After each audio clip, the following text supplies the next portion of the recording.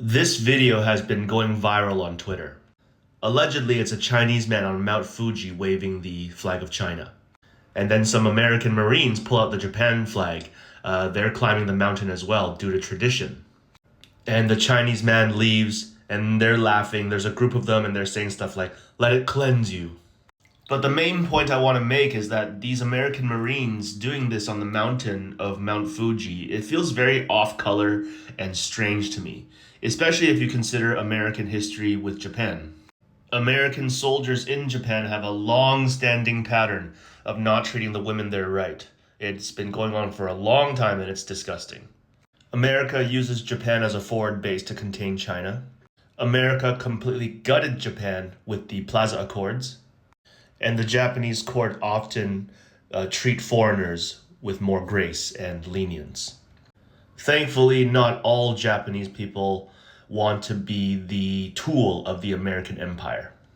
People also criticize Japan for showing reverence and bowing for Caucasian history, but Japan has not apologized formally and recognized what they did in Asia.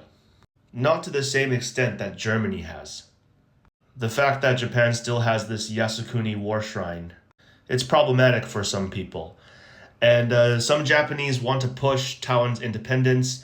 They post the Taiwan Republic of China passport, and they blur out the Republic of China part here in the circle.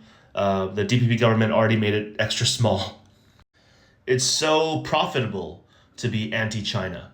If you want to make money online, being anti-China is definitely the road more traveled, and there's more money bags. Meanwhile, people are having naps at work in China. In Japan, a father is facing heavy scrutiny because he was hugging his baby daughter too much on the train. And again, this video is not about hating on Japanese. I purposely posted that Buddhist Japanese person who shows that there are very smart critical thinkers in Japan. But what I want to talk about is that there is a cultural rot in Japan that is also in Taiwan. Japan has had a lot of influence on Taiwanese culture in the last 100 years. Tatemae, the outward extreme politeness, and mixed with this intense tension inside, the self-unalive rates in Japan and Taiwan are high for a reason. The culture is really brutal in many ways. I remember when I was growing up, it was very common for parents to whip their kids bloody, like super bloody. And then you put on long pants, long shirt, and you go to school. And this brutality of children, this harshness towards babies and children that we see in Japan and Taiwan, this creates a lot of strange phenomena in society. Harvard studies have shown what violence to children, how much it changes the brain and the brain structure and the gray matter. And maybe that's why there is this reverence for war criminals. One person's war criminal might be seen as a war hero. And the brutality of your culture. Again, Japan is very polite outward, but inside there is a brutality. And people like Yao Zhang here, they don't understand that creating all this anti-China sentiment, it increases anti-Asian hate in general.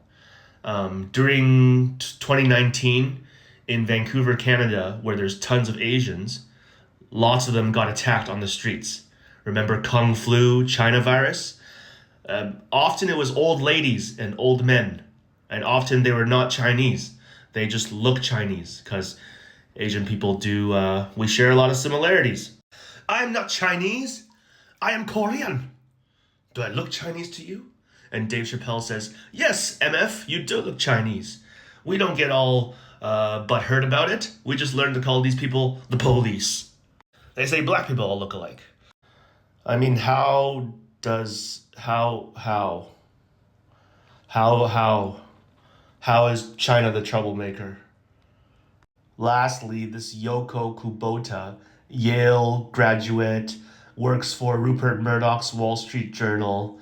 Um, she goes to China and takes a ride with a BYD driver. Doesn't specify it's like a taxi driver or what. And they get into a conversation about Japan's history. And the Chinese driver said Japan should formally apologize for its past.